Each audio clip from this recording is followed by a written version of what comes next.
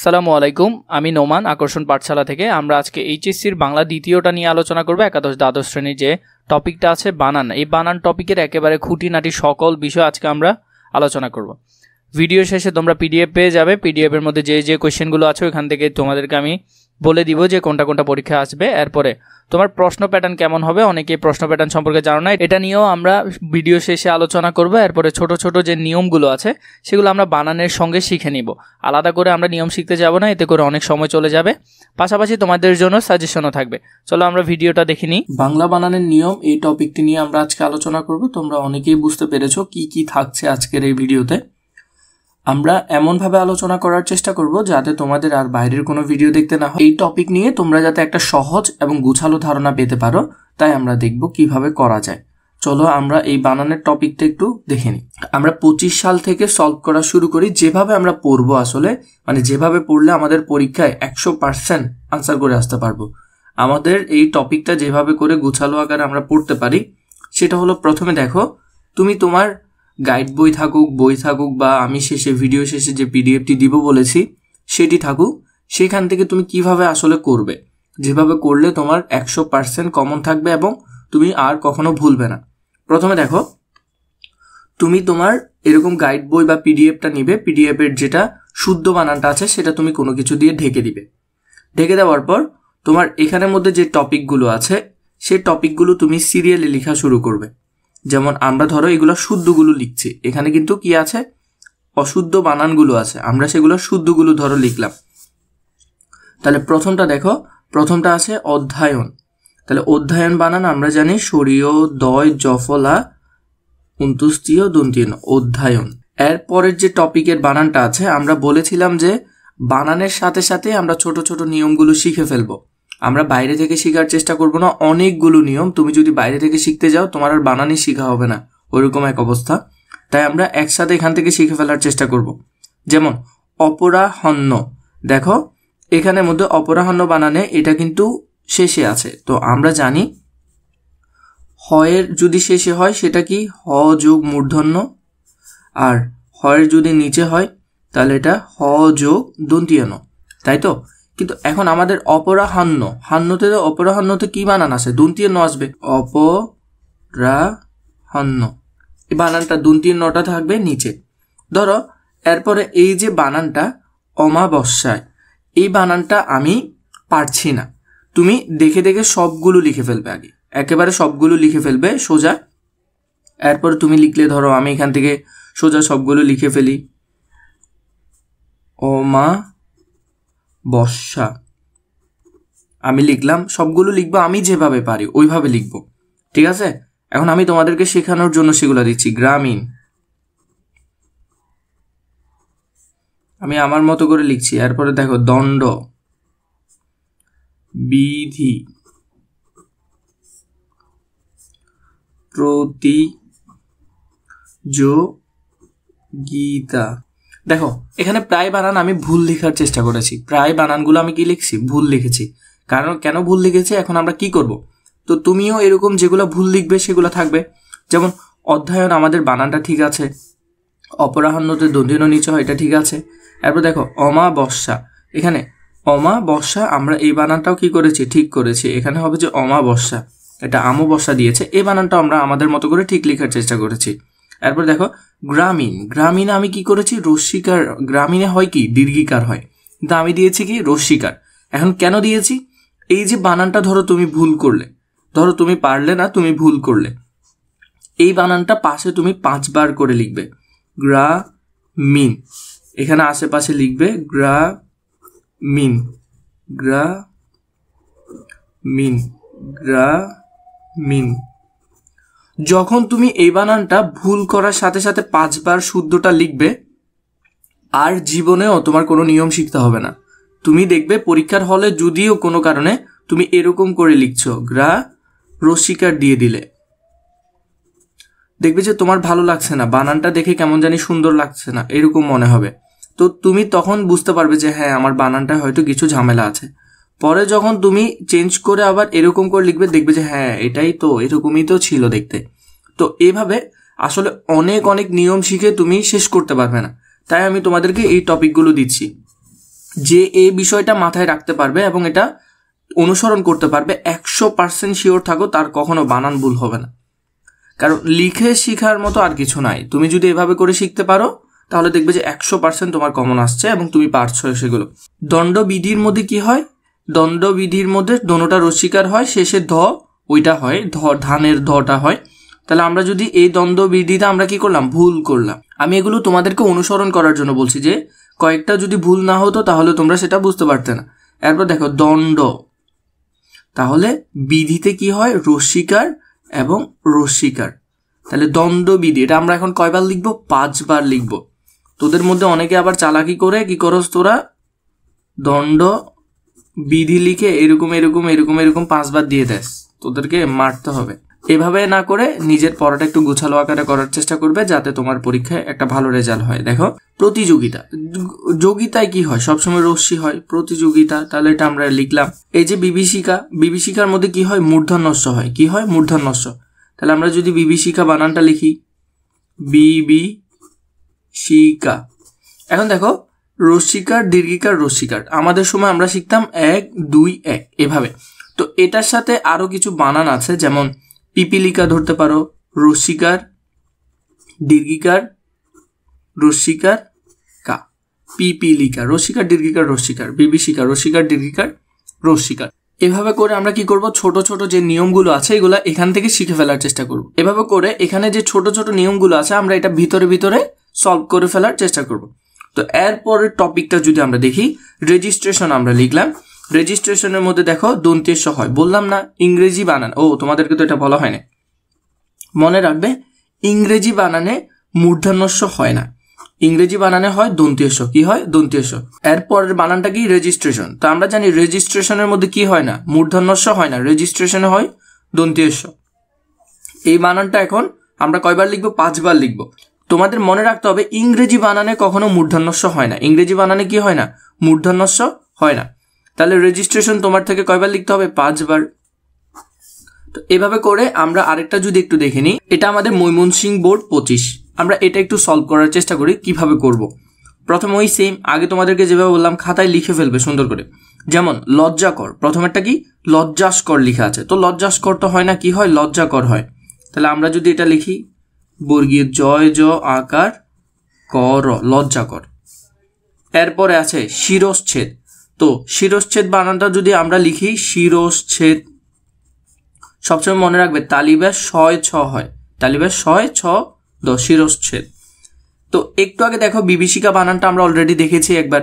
বিভীষিকায় কি হয়? রস্বীকার দীর্ঘিকার রস্বীকার। তো আমরা এটা লিখবো বিভীষিকা। এই বানানটা তো আর ভুল হওয়ার কথা না, যদিও ভুল হয় তুমি 5 বার লিখবে বিভীষিকা বিভীষিকা। তো এরপরে যদি আমরা দেখি আরো জীবিকা, এটাতে আমরা একটু ছোট জিনিস মনে রাখবো। জিবি বানানটা যদি প্রথমে হয় তাহলে হবে এরকম, যদি কি হয়? শব্দের প্রথমে হয় তাহলে হবে এরকম। আর জিবি বানানটা যদি শব্দের শেষে হয় তাহলে হবে এরকম। যেমন এটা হলো জীবিকা প্রথমে, তাহলে দীর্ঘিকার রস্বীকার জীবিকা। তো এখন কোনো কারণে যদি এখানে শ্রমজীবী হতো, শ্রমজীবী, শব্দের শেষে জীবিতে কি হয়? দীর্ঘিকার হয়, যেমন আইনজীবী জীবী। বুঝতে পারছো? তো এইভাবে করে এগুলো তোমাদের ছোট ছোট টপিকগুলো এভাবে মনে রাখতে হবে। ধরো এখানের মধ্যে আমাদেরকে দেওয়া আছে স্বাতন্ত্র, বা এটা স্বাতন্ত্র বানানটা আমরা ভুল লিখব। ধরো যেভাবে আছে আমরা ওইভাবে লিখে ফেলি স্বাতন্ত্র। তো এই বানানটা এক্সিট, আসলে তো স্বাতন্ত্র বানান এমন স্বাতন্ত্র। তো এই বানানটা তোমাকে কয়বার লিখতে হবে? 5 বার লিখতে হবে। 5 বার লিখবে, দেখবে যে তুমি যদি 8-10টা বোর্ড সলভ করো তাহলে তোমার আর কোনো সমস্যাই থাকছে না। এরপরের যেটা আছে দেখো অধ্যাবসায়। তাহলে আমরা অধ্যাবসায় বানানটা যদি লিখি অধ্যাবসায়, অধ্যাবসায় কিন্তু আকার হয় না, ধরো আমরা আকার দিই অধ্যাবসায়, এখানে কিন্তু এই আকারটা হয় না, তাহলে এটাও তোমাকে 5 বার লিখতে হবে। 5 বার লিখলে দেখবে যে মাথা একেবারে গেঁথে গেছে। এরপরে ইতিমধ্যে, তো ইতিমধ্য কি কোনো বানান হয়? হয় না, ইতোমধ্য হয়, ইতোমধ্য। এরপরে সম্বর্ধনা না, এটা হয় সংবর্ধনা। সং খণ্ডতর হয় বর্ধনা, সংবর্ধনা। ভুল হলে 5 বার লিখবে, সমস্যা কি? কোনো সমস্যা তো নাই।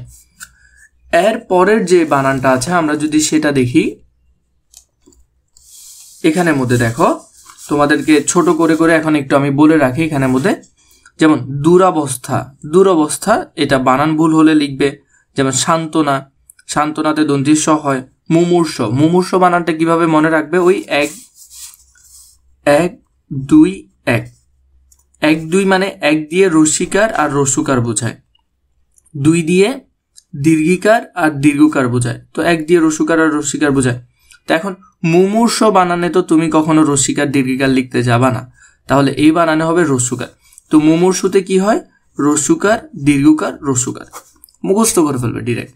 তো কারণ তুমি নিয়ম শিখে নিয়ম মনে রাখতে পারবে না, এখানে এত বেশি নিয়ম যে তুমি কয়টা মনে রাখবে। কিন্তু পড়তে পড়তে পড়তে পড়তে যখন হয়ে যাবে তখন দেখবে যে তোমার আর নিয়ম প্রয়োজন হচ্ছে না। এরপর দেখো বাল্মীকি, বাল্মীকিতে রস্যিকার দীর্ঘিকার রস্যিকার হয়। সমীচীন, মনে রাখবে সমীচীন বানানে 2টাই দীর্ঘিকার হয়। সমীচীন, সমীচীনে কি হয়? 2টাই দীর্ঘিকার হয়। এরপরে সরস্বতী, সরস্বতী বানানে দীর্ঘিকার হয় শেষে। আকাঙ্ক্ষা, এই বানানটা খুবই গুরুত্বপূর্ণ, আকাঙ্ক্ষা বানানটা ভালো করে দেখবে। ক্ষীয়, আকাঙ্ক্ষা বানানের মধ্যে কি হয়? ক্ষীয় হয় আকাঙ্ক্ষা বানানে। মনীষীতে 2টাই দীর্ঘিকার হয়। ভিডিওর শুরুতেই আমি তোমাদেরকে বলেছি যে তোমাদেরকে আমি সাজেশন দিব, তো তোমাদের জন্য একটি পিডিএফ নিয়ে এলাম যেখানে 25 সাল থেকে তোমরা আনুমানিক 16 সাল পর্যন্ত কোয়েশ্চেন পাবে, যেগুলো ঘুরে ফিরে পরীক্ষায় আসবে তোমাদের। একেবারে যদি তুমি শুধু 25 সাল এবং 24 সালও পড়ো, তুমি যদি 25 এবং 24 সালটা পড়ো, তাও মিনিমাম তুমি 4টা থেকে 6টা কমন পাবে। 4টা ধরে রাখতে পারো, একেবারে কম হলেও 4টা কমন থাকবে। চলো তাও আমরা একটু দেখে নিই কোনটা কোনটা আমরা একটু ভালো করে দেখব। অধ্যয়ন, অপরাহ্ন, অমাবস্যা, গ্রামীণ, প্রতিযোগিতা, রেজিস্ট্রেশন, ইংরেজি বানানে দন্তেশ্ব হয়, আমরা মনে রাখবো এভাবে করে এগুলো। আইনজীবী, জীবিতে দীর্ঘিকার হয়। ইতিপূর্ব, পরিষ্কার, মনীষী, মুহূর্ত, মন্ত্রিসভা, এগুলো খুবই গুরুত্বপূর্ণ যেগুলো সেগুলো দিচ্ছি। লজ্জাস্কর বা লজ্জাকর, শিরশ্ছেদ, বিভীষিকা, জীবিকা, স্বতন্ত্র, অধ্যাবসায়, ইতিমধ্যে, সংবর্ধনা, এগুলো সবগুলোই গুরুত্বপূর্ণ, কারণ এগুলো বোর্ডে আসছে, সবগুলো গুরুত্বপূর্ণ হওয়াটা খুবই স্বাভাবিক। আকাঙ্ক্ষা, সান্ত্বনা, এরপরে স্টেডিয়াম, গীতাঞ্জলি, পিপিলিকা, শিরশ্ছেদ, মনস্ফুত, দুরবস্থা, সান্ত্বনা, মুমূর্ষ, বাল্মীকি, সমীচীন, দুটোটা দীর্ঘিকার হয়। সরস্বতী, সরস্বতী, এরপরে হলো যে আকাঙ্ক্ষাতে ক্ষীয় হয়। মনীষীতে দীর্ঘিকার হয় 2টা। এরপরে হলো যে ঝঞ্ঝাট, এটা কম গুরুত্বপূর্ণ, তাও দেখবে। এরপর হলো যে স্বয়ংবরা, এটাও কম গুরুত্বপূর্ণ। ন্যূনতম, বুদ্ধিজীবী, জ্যৈষ্ঠ, মুহূর্ত, এগুলো একটু বেশি গুরুত্বপূর্ণ, এগুলো দেখবে। দেখো তোমরা মাত্র 2025 সালের কয়েকটা দেখলে, তোমরা এখান থেকে মাত্র 25 সালের অল্প কয়েকটা দেখলে, এই বোর্ডগুলো থেকে দেখো প্রায় কমন পড়ছে। ইতিপূর্ব, এটাও তোমরা আগে পেলে। মুহূর্ত, এটাও পেলে। পিপিলিকাও পেলে। গীতাঞ্জলিও পেলে। পোস্টারও পেলে। এরপর হলো যে স্বাতন্ত্র, এটাও পেলে। ন্যূনতমটাও পেলে। তো এখান তুমি যেমনি এমনি 5টার বেশি তো লিখতেই পারবে। এরপরে যদি আমরা দেখি ক্ষতিগ্রস্ত, এরপরে হলো যে সূচিপত্র, বুদ্ধিজীবী, এরপরে আমরা যদি এখানের মধ্যে দেখি সত্ত্বাধিকার, এটাও খুবই গুরুত্বপূর্ণ। এখানের মধ্যে আবিষ্কার, এরপরে হলো যে উচ্ছৃঙ্খল, ন্যূনতম, নিশীথিনী, মুমূর্ষ, এগুলো খুবই গুরুত্বপূর্ণ। এরপরে আকাঙ্ক্ষা, এখানের মধ্যে ন্যূনতম, ব্যবহারজীবী, শেষে জীবী থাকলে দীর্ঘিকার হয়, এগুলো খুবই গুরুত্বপূর্ণ, ভালো করে দেখবে। 25 সাল 24 সালের গুলো তোমাদেরকে এভাবে দেওয়ার কারণ তোমাদেরকে তো আমি পিডিএফ আলাদা আলাদা করে পাঠাতে গেলে অনেক সময় চলে যাবে, আমাদের টিম মেম্বারের এতটুকু সময় থাকবে না, কারণ তোমাদের অনেক অনেক বেশি কমেন্ট আসে, তো এগুলো পাঠাতে অনেক বেশি সময় চলে যাবে। এজন্য আমি তোমাদেরকে পিডিএফগুলো এভাবে দিয়ে দিচ্ছি। 24-এর গুলো ভালো করে দেখবে, 24-এর গুলো দেখবে, এরপরে 23-এর গুলো দেখবে, 23-এর সবগুলো। তো মোটামুটি আমি তোমাদেরকে আস্তে আস্তে দেওয়ার চেষ্টা করছি, যাতে Comilla board 23, Rajshahi board 23, Chittagong board 23, Dinajpur board 23, Sylhet board 23, Jessore board 23, Rajshahi board 22, Barisal board 23, Dinajpur board 22, Mymensingh board 22, Comilla board 22, Chittagong board 22, Barisal board 22, Sylhet board, এরপরে হলো যে Dhaka board, Jessore board, Rajshahi board 19, এরপরে হলো Dinajpur board 19, Sylhet board 19, Comilla board 19, Jessore board 19, Chittagong board 19, Barisal board 19।